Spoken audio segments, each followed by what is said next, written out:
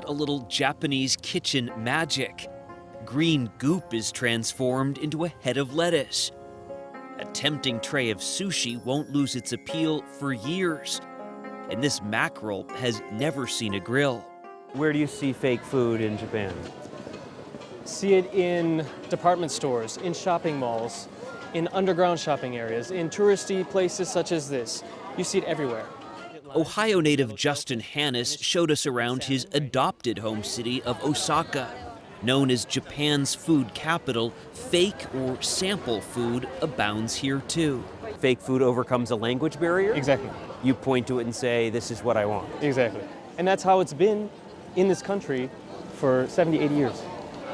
Across Japan, realistic-looking food displays are used by restaurants to demonstrate portion size and are laid out to try to lure customers. It's really an advertising tool. Oh, exactly. Hannes sells plastic food via his website and claims if you can cook it, they can make a replica that looks good enough to eat. That's thanks to his manufacturer, 60-year-old artisan Fumio Marino. Why has this fake food taken root here in Japan? Western-style dishes were introduced to Japan and customers were unfamiliar with them, so they didn't sell well, he explained. Today, I think it's as useful as ever.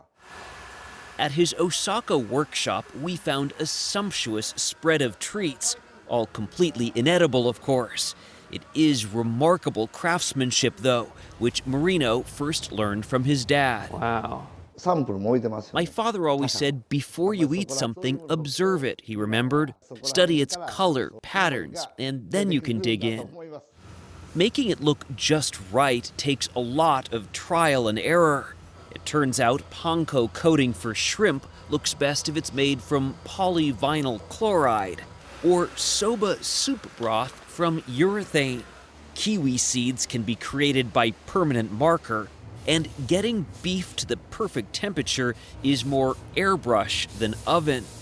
Marino told us it can take 10 years to master this. It just blows all off. That made me feel a bit better with my attempt at shrimp tempura. My tempura looks a little sad.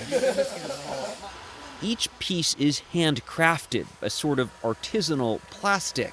It seems machines just can't make it look so real. How expensive is plastic food? It can get pretty pricey, anywhere from $70 on up. But the benefit there is, if you leave it outside, it should last for at least 7 years in all weather conditions. 7 years, it's not going to budge.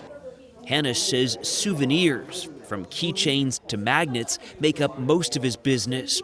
But buying fake food is not just for the casual collector. Sushi, rice. あとティラミス。 Tiramisu, yeah. Meet Akiko Obata. She showed us the room her husband won't enter. この部屋に私のコレクションが。 I sit here relaxing, she told us. I add new items and just look at my collection. It's really quite something. She's decorated the walls with pizza, and drawers are filled with creme brulee. Seated on a burger and a piece of cake, we chatted about her hobby. Why did you start collecting food, plastic food of all things? I always thought plastic food samples were only available for people in the food industry, she told us. But when I found out they were available for a housewife like me, I started buying them.